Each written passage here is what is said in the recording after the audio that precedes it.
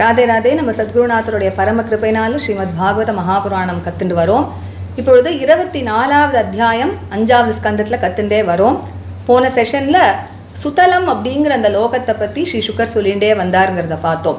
எப்படி பலியினுடைய அந்த ஒரு ஆட்சியானது தான் சுதலத்தில் நடந்துட்டுருக்கு அப்படின்னு.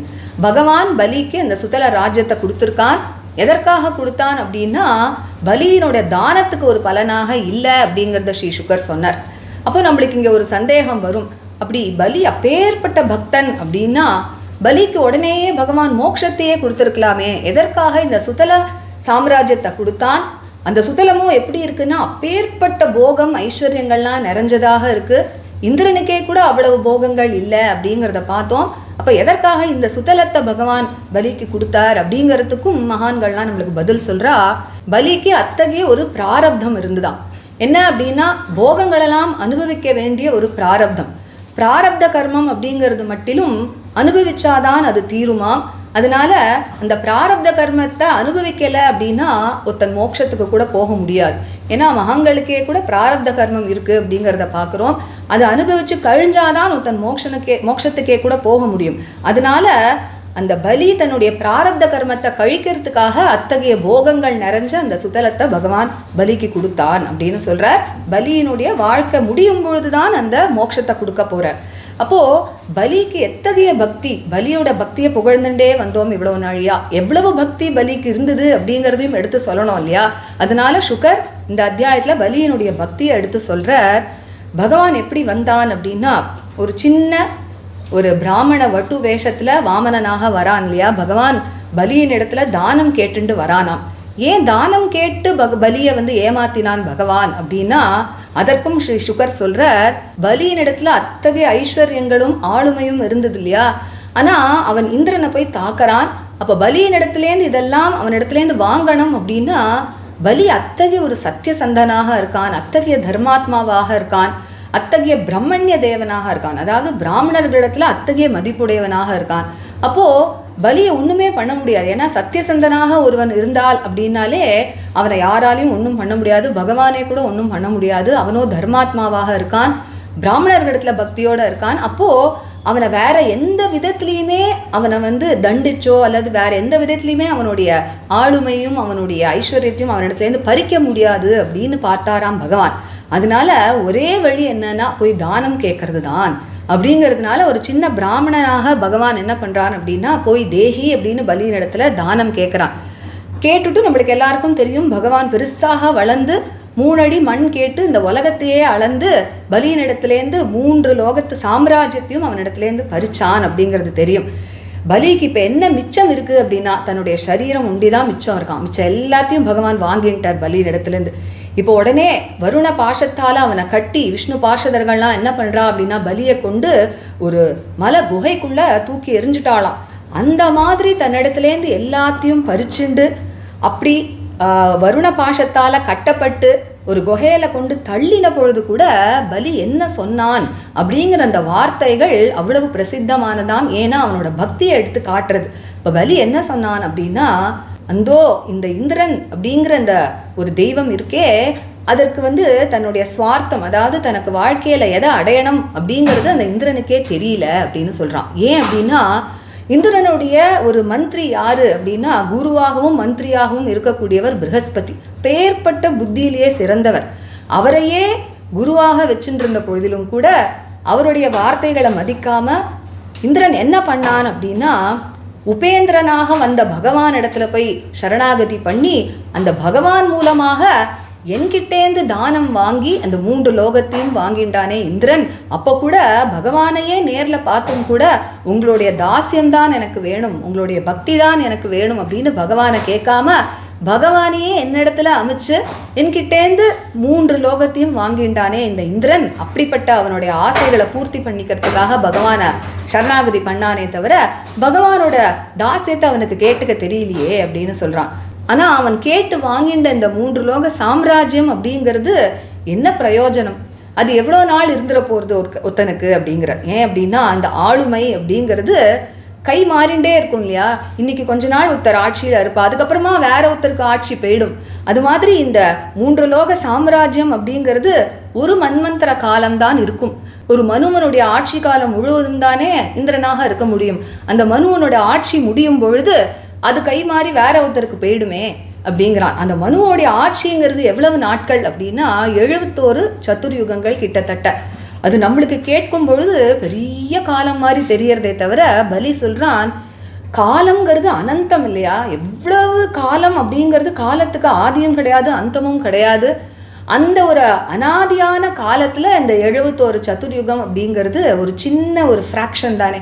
அதனால அத்ரூண்டு நாளைக்கு இந்த 3 லோகத்துக்கும் ராஜாவாக இருக்கணும் அப்படிங்கிறதுக்காக பகவானையே பிரயோகப்படுத்தின்றானே இந்திரன். ஆனா இதுவே என்னுடைய தாத்தாவான பிரகலாதன் எப்படி இருந்தார், பேர்பட்டவர் அப்படின்னு பெருமையோட சொல்றானாம் இங்க பலி.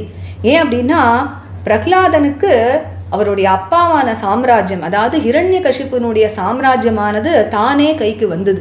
பகவான் ஹிரண்யகசிபுவை வதம் பண்ணிட்டு பிரகலாதன் இடத்துல சொல்றானாம், ஹே பிரகலாதா, உனக்கு உங்க அப்பாவுடைய சாம்ராஜ்யத்தை நான் உனக்கு அளிக்கிறேன் அப்படின்னு.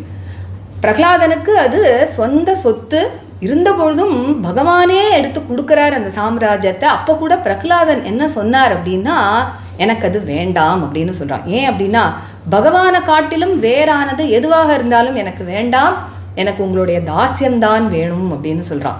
உபநயமாம் நிஜபிருத்திய பார்ஷ்வம் அப்படின்னு பிரகலாத சுத்தியில பிரகலாதன் கேட்குறான். அதனால பிரகலாதனுடைய பேரனாக இருக்கிறதுனால தன்னுடைய தாத்தாவை பற்றி பெருமையாக இங்கே எடுத்து சொல்லிக்கிறானாம் பலி. சொல்லிட்டு அவன் சொல்கிறான், என்ன மாதிரி ஹிருதயத்தில் இருக்கக்கூடிய ஆசைகளெல்லாம் அடக்காத ஒருவன், என்ன மாதிரி பகவானுடைய கிருபையை கொஞ்சம் கூட மதிக்காத ஒருவன், தன்னையே அப்படி நைச்சானுசந்தானமாக சொல்லிக்கிறான் பலி. பகவானோட கிருபையை நான் கொஞ்சம் கூட மதிக்கலை, எனக்கு ஹிருதயத்தில் ஆசைகள்லாம் போகவே இல்லை. அப்படிப்பட்ட என்ன போல ஒருவன், அந்த உயர்ந்த பிரகலாதன் இருக்காரே, அவர் போன பாதையில் எங்கேயாவது நான் நடந்து கூட போக முடியுமா, அந்த திக்கை கூட நான் நோக்கி நடக்க முடியுமா அப்படின்னு சொல்கிறான். இந்த வார்த்தைகள் பலியினுடைய பக்தியை எடுத்து காட்டுறதாம். அதனால ஸ்ரீ சுகர் சொல்கிறார், பேர்பட்ட பக்தன் பலி அப்படிங்கிறத இங்கே எடுத்து சொல்கிறார். சுகர் மேலே சொல்கிறார் பரீட்சன் இடத்துல, ஹே பரீட்சித்து, இந்த மகானுபாவனான பலியினுடைய அந்த சரித்திரத்தை நான் உனக்கு பின்னாடி எடுத்து சொல்கிறேன் அப்படின்னு சொல்கிறார். 8வது ஸ்கந்தத்தில் விஸ்தாரமாக சொல்ல போகிறார் பலியினுடைய சரித்திரத்தை. எப்படி அப்படின்னா, பகவான் ஜகத்குரு, சாக்ஷாத் ஜகத்குருவான பகவான் சுதலத்தில் வந்து பலியினுடைய வாசல்ல வாயில் காப்பாளனாக நிற்க போகிறான். பகவான் கையில் ஒரு கதையை வச்சுண்டு அப்படியே முக்காலமும் நின்றுண்டே இருக்க போகிறான். எதற்காக அப்படி வந்து நிற்கிறான் அப்படின்னா, நிஜ ஜனானு கம்பித ஹிருதயோ அப்படின்னு பக்தர்களிடத்துல பகவானுக்கு அத்தகைய ஒரு அனுகம்ப, அதாவது அவ்வளவு கிருபை ஏற்படுமாம். அதற்காக வந்து அப்படி நிற்கிறானாம். ஏன்னா பலி பண்ண தானத்துக்கு பகவான் தன்னையே கொடுத்துட்டான். அதனால வந்து அவனுடைய வாயில் காப்பாளனாகவே வந்து நிற்கிறான். அப்படி நிற்கும் பொழுது ஒரு சமயம் ஒரு சுவாரஸ்யமான சம்பவம் ஒன்று ஏற்பட்டுதான். அது ராமாயணத்தில் உத்தரகாண்டத்தில் மட்டும்தான் சொல்லப்படுறது, வால்மீகி ராமாயணத்தில். அதை இந்த இடத்துல ஸ்ரீ சுகர் எடுத்து ரொம்ப அழகாக நம்மளுக்கு சொல்கிறார். ஒரு சமயம் பகவான் அப்படி வாயில் காப்பாளனாக நின்றுட்டு இருக்கும் பொழுது யார் வந்தா அப்படின்னா, சாக்ஷாத் ராவணனே வந்தானாம். ராவணன் திக்விஜயம் பண்ணிண்டே இப்படி ஒரு திசமா அப்படி போயின்னு இருக்கான், எல்லா திக்குகளையும் ஜெயிச்சுட்டே இருக்கான். அப்படி வரும்பொழுது இந்த சுதலத்துக்கு வந்தானாம், பலியினுடைய சாம்ராஜ்யத்துக்குள்ள அப்படி நுழைய பார்க்குறான். அப்படி நுழையும் பொழுது அங்கேயோ வாயில் காப்பாளனாக யார் நிற்கிறானா, சாக்ஷாத் பகவானே நிற்கிறானே, எங்கேயாவது நுழைய விட்டுருவானா. என்ன பண்ணானாம் பகவான், தன்னுடைய காலில் இருக்கக்கூடிய கட்ட வரலால் ஒரு உத விட்டானாம் ராவணனை. எங்கே போய் விழுந்தான் அப்படின்னா, 1000 லட்சம் யோஜனைகள் தாண்டி போய் அப்படி போய் விழுந்தானாம் ராவணன். அப்படி தன்னுடைய பக்தனை எதிரிகளிடத்துலேருந்து எப்படி காப்பாற்றினான் ராவணன் இடத்துலேருந்து அப்படிங்கிறதையும் இந்த இடத்துல சுகர் சுவாரஸ்யமாக அடுத்து சொல்கிறார். இதோட இந்த சுத்தலத்தினுடைய ஒரு வர்ணனையானது முடிவடைகிறது. இப்போ இந்த செஷன்ல 23வது கத்தியத்திலேருந்து 27வது கத்தியம் வரைக்கும் கத்துக்கலாம். ராதே ராதே. கோபிகா ஜீவனஸ்மரணம் கோவிந்தா கோவிந்தா. சத்குருநாத மகாராஜ் கி ஜெய். கலயே சுந்தராகாரம் சதைக பிரியதர்சனம் அஜ்ஞானநாசகம் தேவம் சத்குரும் முரளீதரம் முரளீமண்டிதகரகமலம் முனிஜனமோகனம் व्यत्यस्तपादं वनमालाधारिणम्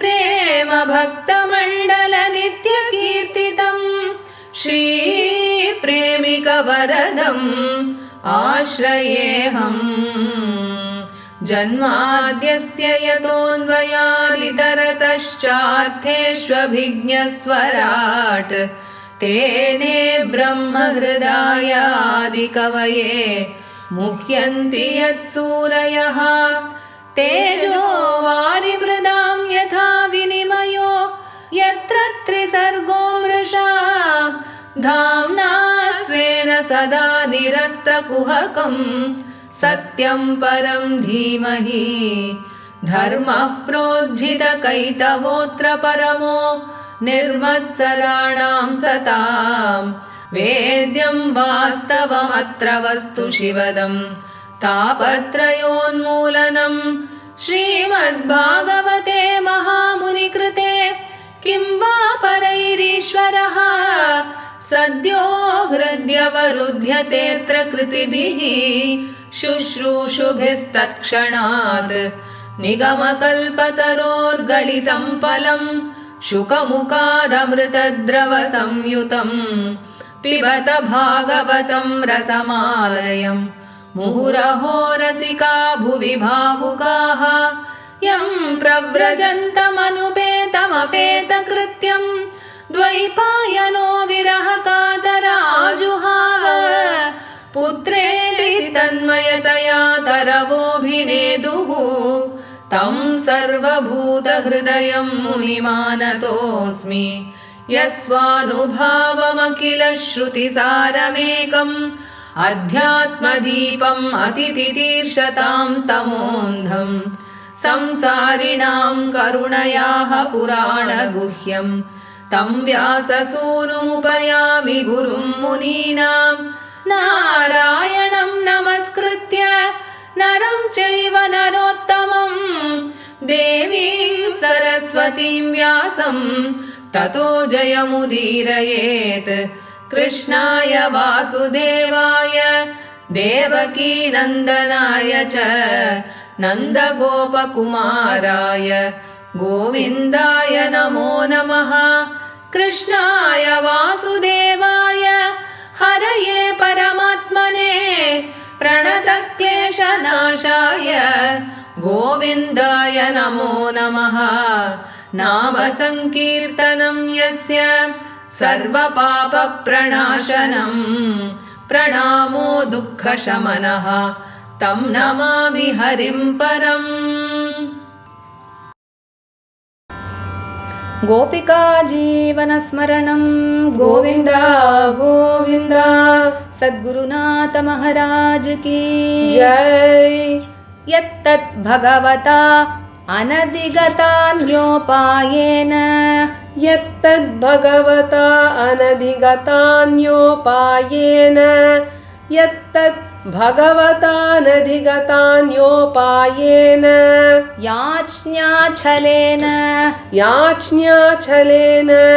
याच्ञाच्छलेन अपहृत स्वशरीरावशेषितलोकत्रयो अपहृत स्वशरीरावशेषितलोकत्रयो अपहृत स्वशरीरावशेषितलोकत्रयो वरुणपाशैश्च सम्प्रतिमुक्तो वरुणपाशैश्च सम्प्रतिमुक्तो वरुणपाशैश्च सम्प्रतिमुक्तो गिरिधर्यां चापविद्धः गिरिधर्यां चापविद्धः गिरिधर्यां चापविद्धः इति होवाच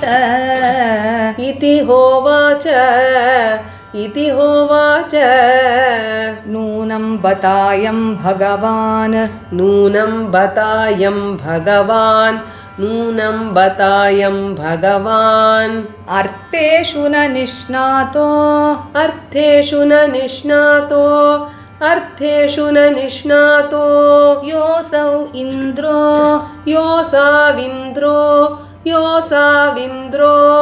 यस्य सचिवो मन्त्राय वृतः यस्य सचिवो मन्त्राय वृतः यस्य सचिवो मन्त्राय वृतः एकान्ततो बृहस्पतिः एकान्ततो बृहस्पतिः एकान्ततो बृहस्पतिः तम् अतिहाय तमतिहाय स्वयम् उपेन्द्रेण आत्मानम् अयाचत स्वयमुपेन्द्रेण आत्मानम् अयाचत स्वयमुपेन्द्रेण आत्मानम् अयाचत आत्मनश्चाशिषो आत्मनश्चाशिषो नो एव तद्दास्यम् नो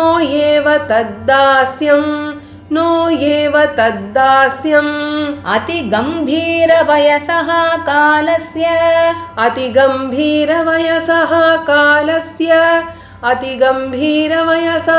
कालस्य मन्वन्तरपरिवृत्तं कियल्लोकत्रयमिदम् मन्वन्तरपरिवृत्तं कियल्लोकत्रयमिदम् मन्वन्तरपरिवृत्तं कियल्लोकत्रयमिदम् यस्यानुदास्यम् एव अस्मत्पितामहः किल वव्रे यस्यानुदास्यमेव अस्मत्पितामहः किल वव्रे यस्यानुदास्यमेव अस्मत्पितामहः किल वव्रे न तु स्वपित्र्यम्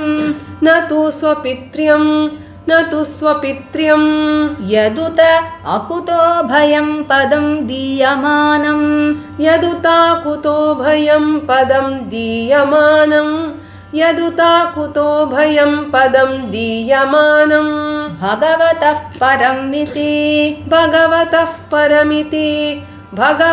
परमिति भगवतो परते खलु स्वपितरी भगवतो परते खलु स्वपितरी भगवतो परते खलु स्वपितरी तस्य महानुभावस्य अनुपथम् तस्य महानुभावस्यानुपथम्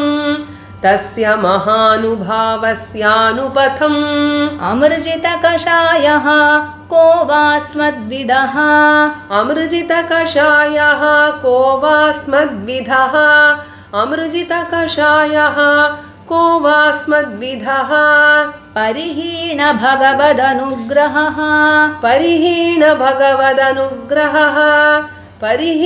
भगवदनुग्रहः उपजिगमिषतीति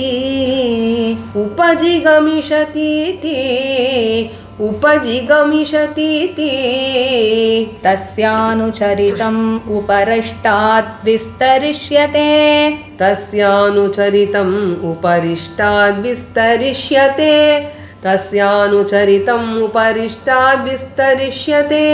यस्य भगवान् स्वयम् अखिलजगद्गुरुः नारायणो यस्य भगवान् स्वयम् अखिलजगद्गुरुर्नारायणो यस्य भगवान् स्वयम् अखिलजगद्गुरुर्नारायणो द्वारिगदापाणिरवतिष्ठते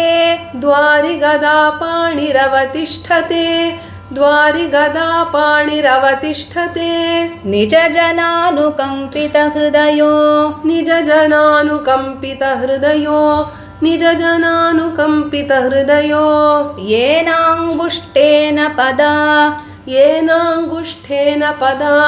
येनाङ्गुष्ठेन पदा दशकन्धरो योजनायुतायुतम्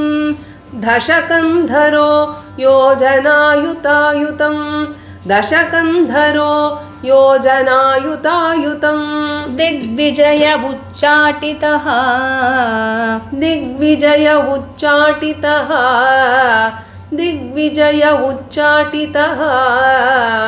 23லேருந்து 27வது கத்தியம் வரைக்கும் சேர்ந்து படிக்கலாம். यत्तद्भगवता नदिगतान्योपायेन याज्ञाचलेनापहृत स्वशरीरावशेषितलोकत्रयो वरुणपाशैश्च सम्प्रति मुक्तो गिरिदर्यां चापविद्धः इति होवाच नूनं बतायं भगवान् अर्थेषु न निष्णातो योऽसाविन्द्रो यस्य सचिवो मन्त्राय वृत एकान्ततो बृहस्पतिः तमतिहाय स्वयमुपेन्द्रेणात्मानमयाचत आत्मनश्चाशिषो नो एव तद्दास्यम् अतिगम्भीरवयसः कालस्य मन्वन्तरपरिवृत्तं कियल्लोकत्रयमिदम् यस्यानुदास्यमेवास्मत्पितामहः किल वव्रे न तु स्वपित्र्यं यदुता कुतो भयं पदं दीयमानं भगवतः परमिति भगवतो परते खलु स्वपितरी तस्य महानुभावस्यानुपथम् अमृजितकषायः को वास्मद्विदः परिहीन भगवदनुग्रहः उपजिगमिषतीति तस्यानुचरितम् उपरिष्टाद्विस्तरिष्यते यस्य भगवान् स्वयम् अखिल जगद्गुरुर्नारायणो द्वारिगदापाणिरवतिष्ठते निजजनानुकम्पितहृदयो येनाङ्गुष्ठेन पदा दशकन्धरो योजनायुतायुतं दिग्विजये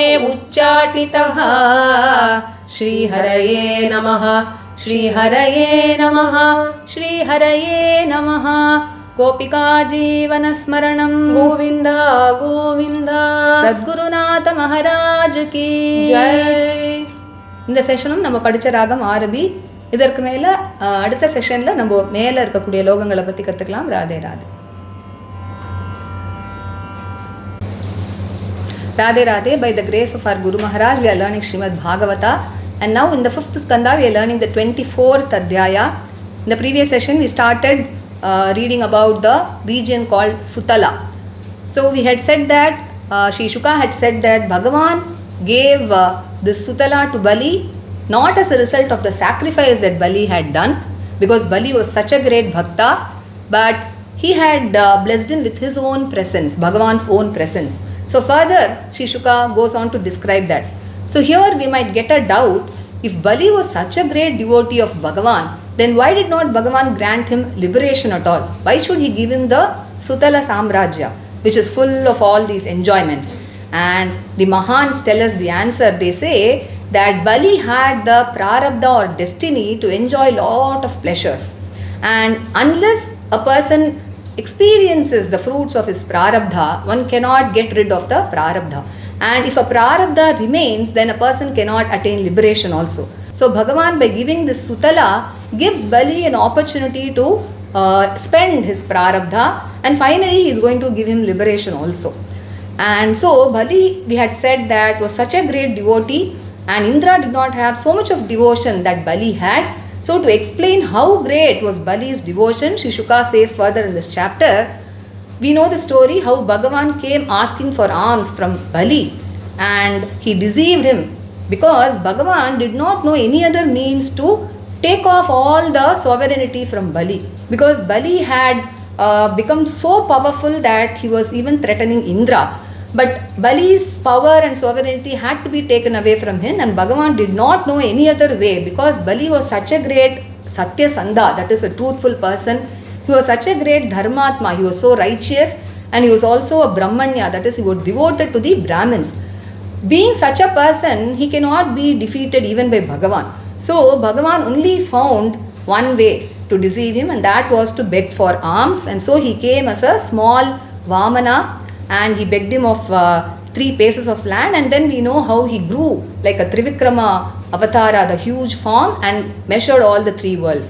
And now Bali was robbed of the rulership of all the 3 worlds, and he was spared with only his own body, nothing else in all the 3 worlds. And then he was bound by the Varuna Pasha, by the Vishnu Parshadas, and he was also thrown into a mountain cave.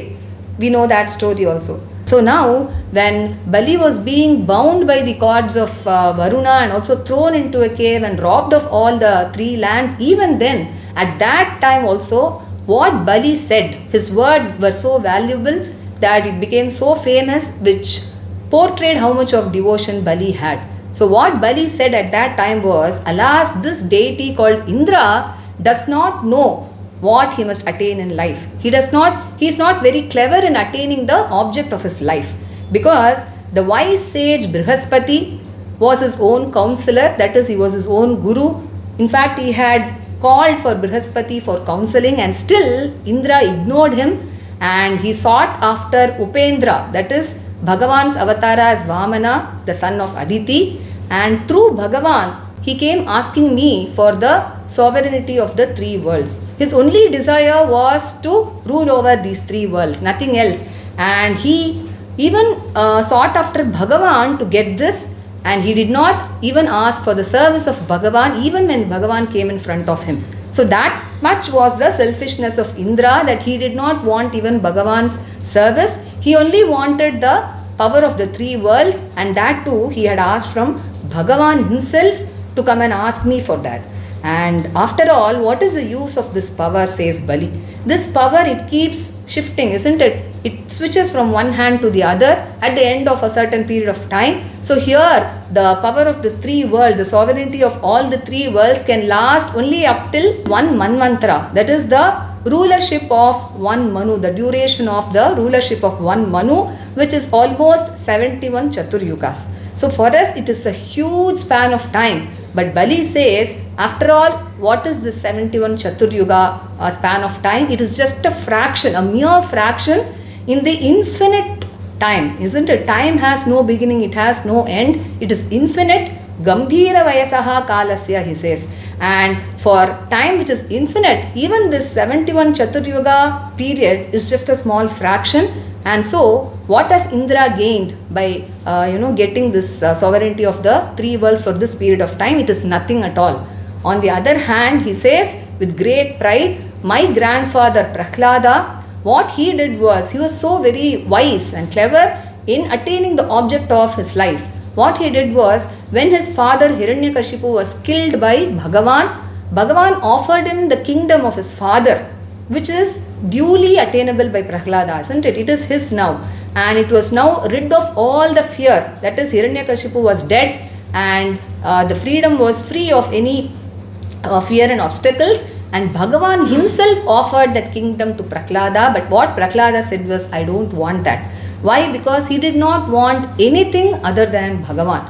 So that was the greatness of my grandfather Prahlada, says Bali with great pride, and he wanted only the service of Bhagavan. He says, Nayamam Nija Bhritya Parshvam. So he wanted only Bhagavan's service. And Bali says, how can a person like me, who has not controlled all his desires, who has not wiped off his passions, and who has spurned Bhagavan's grace? Bali talks very lowly of himself. He says, I did not realize the greatness of Bhagavan's grace. I did not even desire for that. I in fact even spurned Bhagavan's grace. For such a person like me, how can I ever expect to tread the path of the great Prahlada, who is my grandfather, he says. So Shishuka says, O Parikshit, I shall narrate the story of this great Mahanubhava who is Bali, this great noble person, later on to you, he says. So in the 8th skanda, Shishuka is going to narrate Bali's story in great detail. And now Shishuka says, it is at the doorstep of this Bali, at the doorstep of his kingdom called Sutala, Bhagavan himself, who is the Jagat Guru, the Guru of the entire world, he stands there as his gatekeeper, keeping a mace in his hand, even till this day, he says. And why does Bhagavan do that? He says, Nijajananukampita hridayaha, because Bhagavan is full of anukampa, or affection and kindness and grace, compassion for his devotees. And so Bhagavan has given himself to Bali, because Bali gave himself to Bhagavan, and so he has given his own self. He stands there as his gatekeeper. And Shishuka here narrates one interesting incident when Bhagavan was standing as the gatekeeper in Sutala. So this incident is narrated in the Uttarakanda of Srimad Ramayana. It is a less known incident, and Shishuka tells us that here. Once what happened when Bhagavan was standing as the gatekeeper, Ravana, the 10-headed monster, he came to Sutala trying to enter Bali's region. Ravana was on his expedition, that is Digvijaya. He wanted to win over all the quarters, And so on his way he came to this Sutala, tried to enter Bali's territory. And Bhagavan, how would he ever allow Ravana to enter, isn't it? It was he who was standing there as the gatekeeper. And so what Bhagavan did was, with just the toe of his foot, Bhagavan kicked Ravana, and Ravana went and fell 100 million yojanas away, it seems. So this is a story that is narrated in the Uttarakanda of Ramayana. So this is how Bhagavan protects his dear devotee Bali with great care. And so with this ends the description of Sutala, which is Bali's territory. So today in this session we learned from the 23rd till the 27th Gadya. So let us meet in the next session when we learn this chapter further. Radhe Radhe.